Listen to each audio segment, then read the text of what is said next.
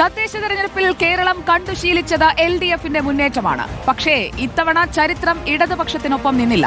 ശക്തമായി തിരിച്ചു വന്നിരിക്കുന്നു UDF. ഇടതു കോട്ടകൾ പോലും UDFന്റെ ശക്തി തിരിച്ചറിഞ്ഞു. 2010 UDFന്റെ നേട്ടവുമായി ഇത്തവണത്തെ മുന്നേറ്റം താരതമ്യം ചെയ്യപ്പെടുകയാണ്. നമുക്ക് നോക്കാം 2010ലെയും 15 ആണ്ടുകൾക്കിപ്പുറം 2025ലെയും കണക്കുകൾ. കോർപ്പറേഷനിൽ നിന്ന് തന്നെ നമുക്ക് തുടങ്ങാം. എങ്ങനെയാണ് അന്ന് ചിന്തിച്ചത്, ഇന്ന് ജനം വിധി എഴുതിയത്? 2010ലെ കണക്കുകളിലേക്ക് എത്ര വീതം കോർപ്പറേഷനുകൾ, 2025ൽ അതെങ്ങനെ മാറി? നോക്കൂ, പ്രേക്ഷകർക്ക് കൃത്യമായി മനസ്സിലാക്കാൻ കഴിയുന്ന രീതിയിലുള്ള സിംപ്ലിഫൈഡ് വേർഷൻ. 2010ൽ 3 കോർപ്പറേഷനുകൾ LDFനൊപ്പം, 2 കോർപ്പറേഷനുകൾ UDFനൊപ്പം, NDAക്ക് ഒന്നുമില്ല. എന്നാൽ 2025 ആകുമ്പോൾ 4 കോർപ്പറേഷനുകൾ UDFനൊപ്പം, LDFനൊപ്പം, കോഴിക്കോട് മാത്രം NDA ആദ്യമായി കോർപ്പറേഷൻ ഭരണം പിടിക്കുന്നു എന്നത് നമ്മൾ കാണുകയാണ്. NDAക്ക് തിരുവനന്തപുരം കിട്ടുന്നു. ഇതാണ് കോർപ്പറേഷനിലെ കണക്ക് നമ്മൾ കാണുന്നത്. നഗരസഭകളിലേക്ക് വരാം. നഗരസഭയിലെ കണക്ക് നമ്മൾ പരിശോധിച്ചാൽ 2010ൽ 57 നഗരസഭകളാണ് ആകെയുള്ളത്. അതിൽ എത്ര വീതം പിടിച്ചു എന്ന് നോക്കാം. 2010 കോൺഗ്രസിന് UDFന് വലിയ മുന്നേറ്റമുണ്ടായ വർഷമാണ്.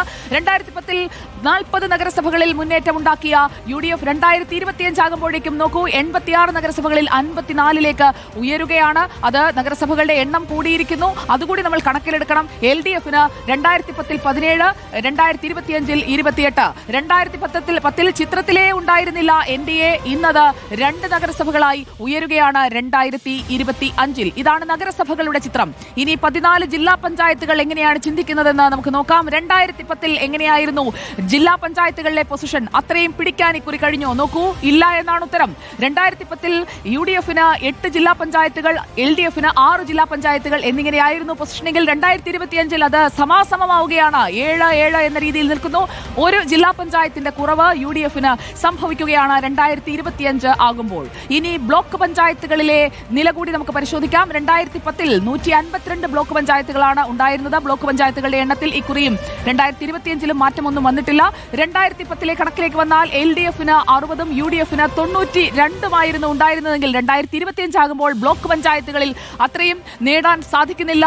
UDFന് 78ഉം 64ഉമാണ്.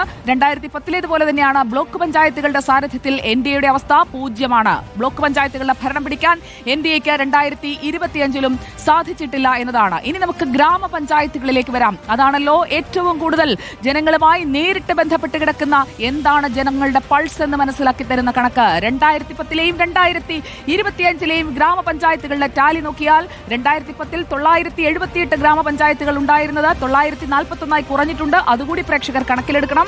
അങ്ങനെ നോക്കുമ്പോൾ LDFന് 341 എന്നത് 978 ഉള്ളപ്പോഴുള്ള കണക്കാണ്. അതിൽ നിന്ന് 2025ലും അതേ പഞ്ചായത്ത് എണ്ണമാണെങ്കിലും ആകെയുള്ള പഞ്ചായത്തുകളുടെ എണ്ണം കുറഞ്ഞിട്ടുണ്ട് എന്നതുകൂടി നമ്മൾ പരിശോധിക്കേണ്ടിയിരിക്കുന്നു. അവിടെ UDFന് 559 നിന്ന് 505ലേക്ക് കുറഞ്ഞിട്ടുണ്ട്. അപ്പോൾ മുറിച്ച് ഇല്ലാതാക്കിയ പഞ്ചായത്തുകൾ അത് UDFന്റെ പഞ്ചായത്തുകളിൽ നിന്നാണ് പോയിരിക്കുന്നത് എന്നത് കൂടി വേണം മനസ്സിലാക്കാൻ. മറ്റുള്ളവർക്ക് 63ഉം NDA 2ഉമായിരുന്നു 2010ലെങ്കിൽ ഇപ്പോൾ NDA 2ൽ നിന്ന് 26ലേക്ക് 15 ആണ്ടുകൾക്കിപ്പുറം കയറി വന്നിരിക്കുന്നു എന്നതും ഗ്രാമപഞ്ചായത്തുകളുടെ കണക്ക് നമ്മൾ പരിശോധിക്കുമ്പോൾ മനസ്സിലാക്കാൻ കഴിയുന്നതാണ്. നമുക്കിനി TV പ്രസാദിലേക്ക് പോകാം. TV Prasad, good evening, once again welcome back. നമ്മളിപ്പോൾ കണക്കുകൾ പറയുകയായിരുന്നു. ഈ കണക്കുകൾ നൽകുന്ന സൂചന എന്താണ്? അടിത്തട്ടിൽ സംഭവിക്കുന്ന ചലനം എന്താണ്?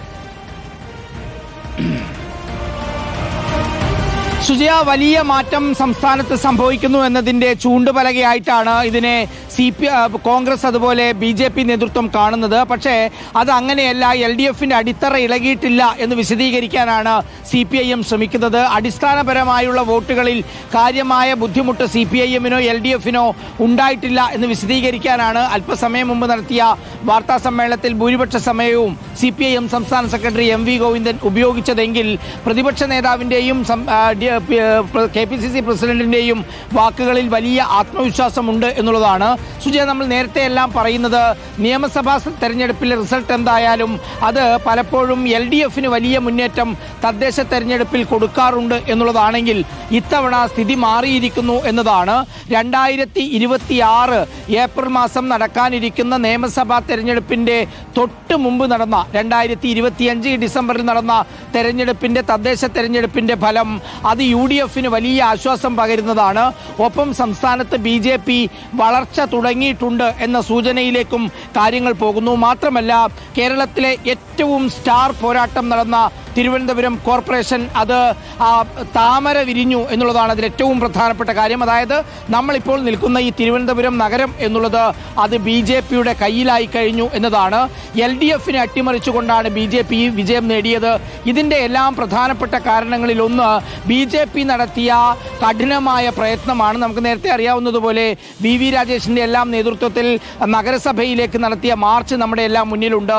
അത് പട്ടികജാതി ഫണ്ട് തട്ടിപ്പും നികുതി വെട്ടിപ്പും തുടങ്ങി നിരവധി വിഷയങ്ങൾ വലിയ ക്യാമ്പയിനായി ഏറ്റെടുത്തുകൊണ്ടായിരുന്നു സമരം നടത്തിയത്. ഒപ്പം സ്വാഭാവികമായി സംസ്ഥാന സർക്കാരിനെതിരെ ഉള്ള വലിയ തോതിലുള്ള പ്രചരണങ്ങൾ, അതിൽ ശബരിമല സ്വർണ്ണക്കൊള്ള പ്രധാനപ്പെട്ട ആയുധമാക്കി BJPയും മാറ്റി എന്നുള്ളതാണ്. UDFിലേക്ക് വന്നാൽ അത് തന്നെയാണ്. സാധാരണ തദ്ദേശ തെരഞ്ഞെടുപ്പിൽ പ്രാദേശിക വിഷയങ്ങളിൽ ഊന്നിയുള്ള പ്രചാരണമാണ് നടക്കുന്നതെങ്കിൽ ഇത്തവണ അത് കൂടുതലും സംസ്ഥാന രാഷ്ട്രീയ വിഷയം ഉയർത്തിപ്പിടിക്കാനാണ് BJPയും കോൺഗ്രസും ശ്രമിച്ചത്. UDF ആണെങ്കിൽ സ്വർണ്ണക്കൊള്ളയിൽ ഊന്നിക്കൊണ്ടുള്ള പ്രചരണമായിരുന്നു. അതിനിടയിൽ രാഹുൽ മാങ്കൂട്ടത്തിൽ അവർക്കൊരു തിരിച്ചടിയായി വന്നിട്ടുണ്ടെങ്കിലും പ്രചാരണത്തിന്റെ അവസാന ഘട്ടത്തിൽ രാഹുൽ മാങ്കൂട്ടത്തിനെ കോൺഗ്രസിൽ നിന്ന് പുറത്താക്കിയതോടുകൂടി ഒരു വലിയ ഡോസായി, വലിയ ശക്തിയായി അവർ ശബരിമല സ്വർണ്ണക്കൊള്ള ജനങ്ങളുടെ മുന്നിലേക്ക് എത്തിച്ചു എന്നുള്ളതാണ്.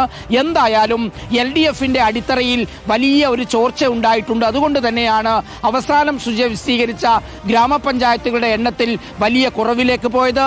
ആത്മാഭിമാന സ്തംഭമായി ഇടതിന്റെ ഉരുക്കുകോട്ടയായി കരുതിയിരുന്ന തിരുവനന്തപുരം കോർപ്പറേഷൻ കൈവിട്ടതാണ് സംസ്ഥാനത്തെ തദ്ദേശ തെരഞ്ഞെടുപ്പിൽ LDFന് വലിയ നാണക്കേടായി മാറിയിരിക്കുന്നത് എന്നുള്ളതാണ്. സുജയ, നമ്മൾ വിശദീകരിക്കുന്നത് പോലെ ഇനി ഈ കോർപ്പറേഷൻ വിട്ടുകൊടുക്കാതിരിക്കാനുള്ള ഊർജിതമായ ശ്രമമായിരിക്കും BJP നടത്തുക. ഇനി ഇവിടത്തേക്ക് പ്രധാനമന്ത്രി വരാനിടയുണ്ട്, വലിയ വലിയ പദ്ധതികൾ വരാനുണ്ട്. ഒരു കേന്ദ്ര സർക്കാരിന് എങ്ങനെയെല്ലാം ഒരു തദ്ദേശ സ്ഥാപനത്തിൽ പദ്ധതികൾ കൊണ്ടുവരാൻ പറ്റും അതിന്റെ എല്ലാം മാതൃകയാക്കി ഒരുപക്ഷെ തിരുവനന്തപുരം കോർപ്പറേഷൻ അവർ മാറ്റും. കാരണം ഇതൊരു സ്വപ്നമായിരുന്നു എന്നുള്ളതാണ്. അതുകൊണ്ടാണ് വിജയിച്ചിട്ട് വെറുമൊരു കോർപ്പറേഷൻ വിജയിച്ചപ്പോൾ പ്രധാനമന്ത്രിയുടെ ട്വീറ്റായി അത് മാറാനുള്ള പ്രധാനപ്പെട്ട കാരണവും എന്തായാലും കാണുന്നില്ല ദേശീയ നേതൃത്വം എന്നുള്ളത് JP നദ്ദയുടെ തുറപ്രതികരണത്തിൽ നിന്നും വ്യക്തമാണ്. തലസ്ഥാനം പിടിച്ചാൽ തലയാണത്. ബാക്കി ഉടൽ കേരളം ഉടനീളം നീണ്ടുകിടക്കുന്ന ഉടലിൽ പലയിടങ്ങളിലും കാവിക്കൊടി ഉയർന്നു കഴിഞ്ഞിരിക്കുന്നു, BJPയുടെ പതാക ഉയർന്നു കഴിഞ്ഞിരിക്കുന്നു എന്നതും അവർ കാണുകയാണ്. എന്തായാലും ഈ കണക്കുകൾ UDFന്, BJPക്ക്, NDAക്ക് നൽകുന്ന ആത്മവിശ്വാസം ഇടത് ക്യാമ്പുകളെ ആശങ്കയിലാക്കുന്നുണ്ട് എന്നതാണ് നമ്മൾ മനസ്സിലാക്കേണ്ടത്. Thank you TV Prasad. നമ്മൾ ഇനി പോകുന്നത്